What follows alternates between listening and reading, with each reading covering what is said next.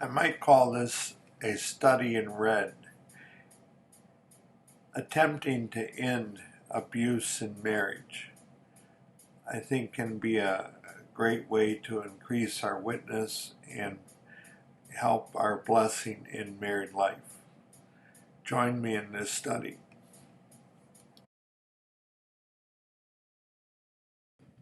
Well, I'm doing a different filming technique. You know, I think the coloring here and the shading helps, doesn't improve my looks, but maybe is less bearing on you. But also, I wanted to remind you that today we're looking at old school ideas about marriage. We're going to be studying 1 Peter 3, verses 1 to 12. And my goodness, it's so important for us to understand these ideas.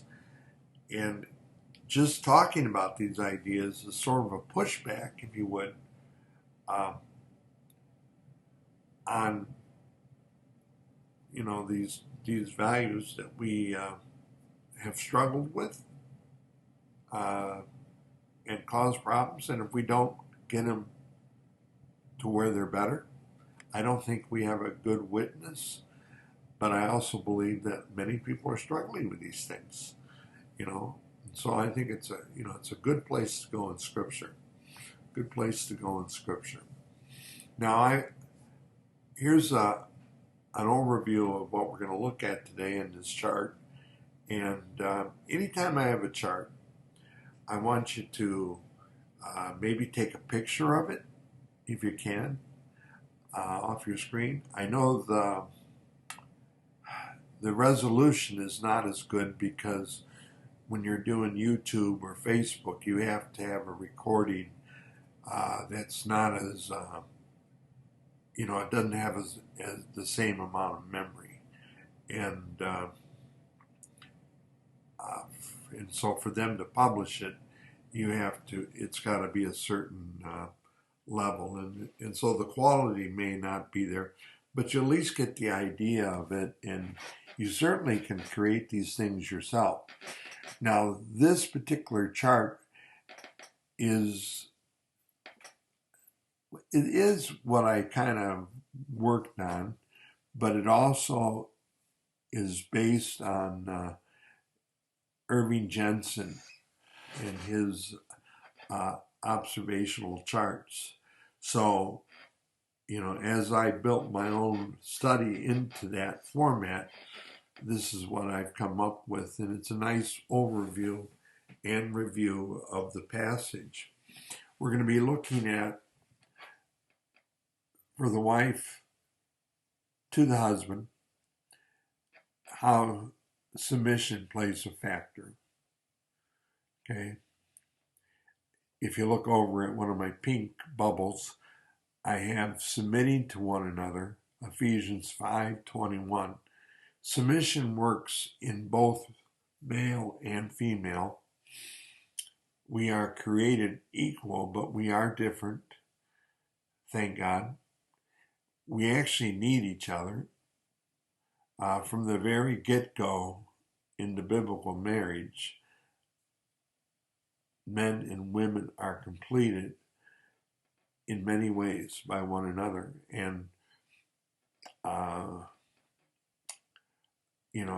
to be married, it's a tremendous blessing for me to have the strength that Barb has as a woman, the wisdom and her perspective. And on the other hand, she benefits from me being a man and my perspective. And as we work together in our marriage, we find that we need each other. And that's a basic thing that people have, And so I throw that out there because, whether, I don't know what you think about it in psychological terms, we can put it different ways, but there is a relationship that intermingles between the man and the woman that is real basic to our family and to the way we live. So husbands, of course, to their wives, need to understand that they need to respect and honor their wife. Wow. If you could have husbands respecting their wives, you're going to eliminate some real huge issues that we face today and have for a long time. Certainly the woman is different, but also we are heirs together of the grace of life. And while the woman may be physically smaller than the male, in most marriages or relationship, that doesn't mean that the woman has strengths and abilities that go beyond the male. Now, I am told, I can't verify it because I am told that women actually see more color than men do. That's interesting to me. But women, I am ever amazed at the strength that women have. In the COVID crisis that we've gone through, women are more able to fight off COVID than men are. I don't know, but it's true. Women tend to outlive men.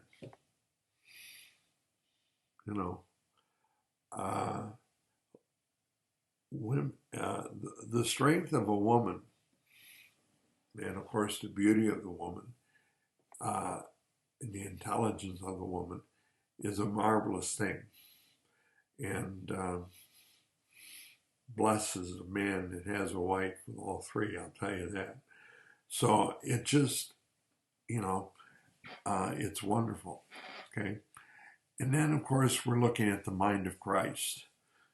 As we come to our roles and ideas about ourselves, we're also going to be dealing with the fact that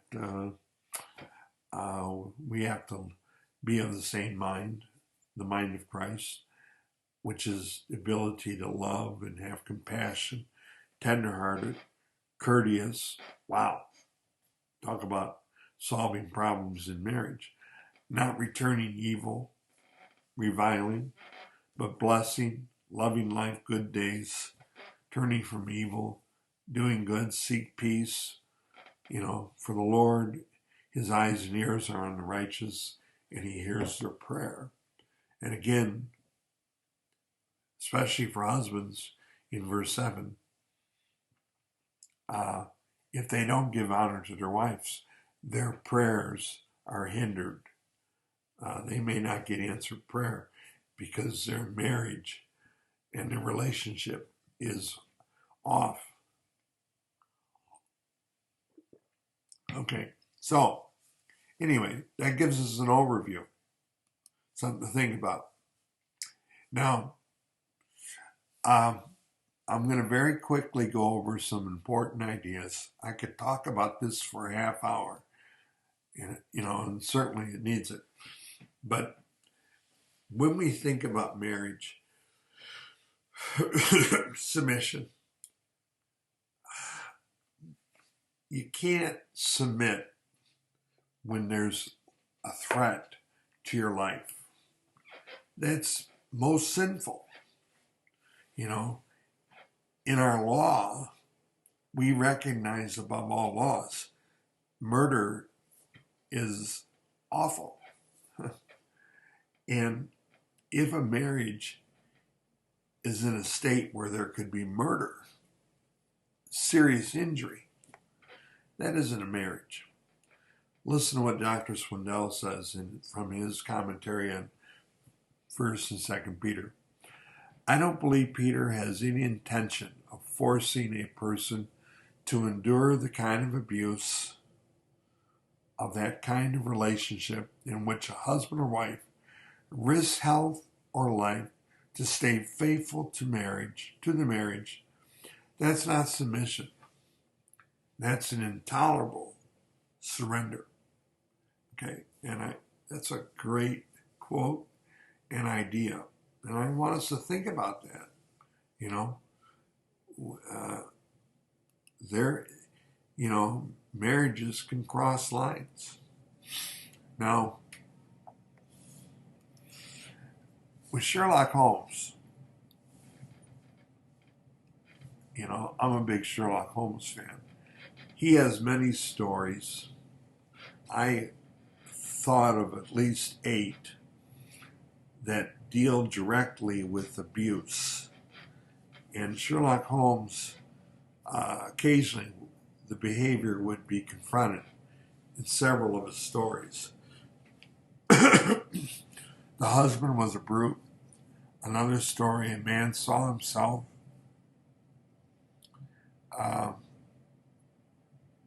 He was a shooter and he was threatening a young woman. Another, there's a stepfather who was actually trying to kill off the daughters, succeeded in killing one of them. In each case, Sherlock Holmes would rescue the female and get justice against the brutes, as John Watson would say. Still, there's another story of a con man who seeks to kill a woman, in which finally Holmes catches up to him and he rescues the lady literally from the grave. And the stories throughout where there's male terrorizing females, they're brought to justice. I think it's one of the ways that Holmes,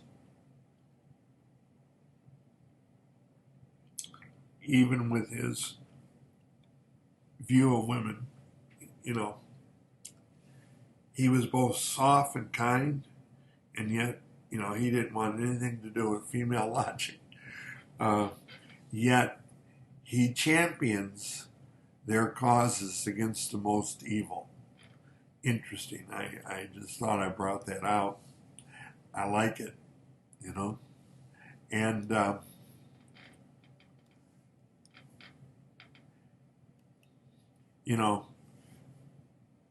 most marriages today need to find ways to work through their struggles. And their struggles might be finances, that's a big one.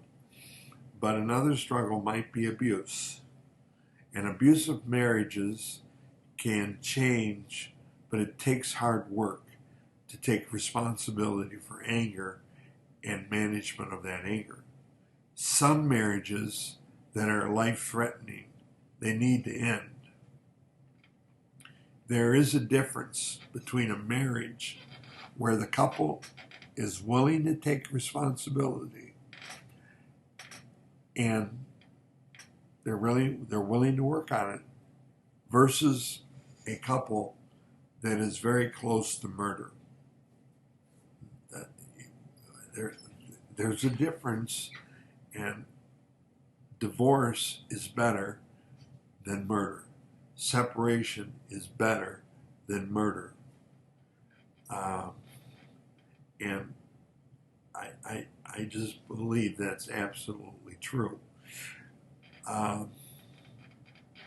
The primary responsibility, if you want the key to help here as far as the big idea, is that the abuser takes the responsibility, not the family. The family didn't cause the abuser to get angry. The abuse and the anger came first. The feelings that spring into irrational feeling and thought and action, that happened a long time ago, and now it's resurfacing in the marriage and with the parenting. So, whatever the infraction, it doesn't give a reason for irrational. I'm going to give it a number here, 1 to 10. This is kind of like an anger management number if you want to know where I'm coming from. If you're responding in your family with an 8, 9, or 10 anger, you're actually preparing for battle with that type of anger. You know, a Marine will fight with the anger management of an 8. He still has control in his brain. He's not totally berserk, but he's up there. He's got his body ready to fight, and that's not the way we solve problems in our marriage. Okay, and no matter how you look at it, you know, you may have tools around your house, but those tools aren't made for you to kill your family. Um, if you have anything like that around the house, you gotta get rid of it. I mean, period. But the point is, you have to take responsibility. Uh, if you're the one that has the problem with your anger, no one can do it for you. You have to do it. But you may need help with counseling. You may need help with owning up to your anger issues, discover what it is and how to manage it. That may be necessary. But if you're unwilling to really work at it, then, if you're unwilling to work at your abuse issues, I've gone through this. If you're unwilling to do it, then divorce. Plain and simple. If you're unwilling to work on your abuse, get a divorce. Get separated. Don't get married because you're not ready for it. Okay? You're not ready for it. You're not a good candidate for it. And I can't be more plainer than that. So I think that we have to, but we can have, if we're willing to work on it, today there is help and support and understanding so that you can begin to turn the tide where abuse does not control you. It's a wonderful experience when you know abuse doesn't control you anymore. And, you've learned the difference between 8, 9, and 10 in 1, 2, and 3 in anger. 1, 2, and 3 in anger is okay in marriage and in family. I'm angry with you, son, because, you have a reason. But you're not ready to skin the kid alive and put him up on a tree. No, no, no, no. You're ready to deal with his problem and or her problem if it's a daughter. But you're not really going to want to kill him, and you're not really going to want to maim him and injure him. No, you're directing your anger to be part of the solution, and you're under self-control. And so if you have this kind of issues, if you don't work on it, you're putting yourself out of the game. But if you want to work on it, there is therapy involved, there is counsel, there is scripture that speaks to it, and you can learn where abuse doesn't control your life. But it takes work. Okay, it takes work. It's a blessing. It's a blessing. It ends up better. You'll feel a lot better about yourself, but it takes work. Okay, so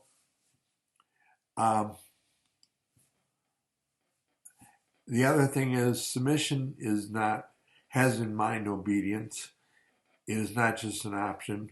Our obedience to government is not relative or optional. We have to obey the government with basic law. Submission takes into account a husband's response of consideration and honor.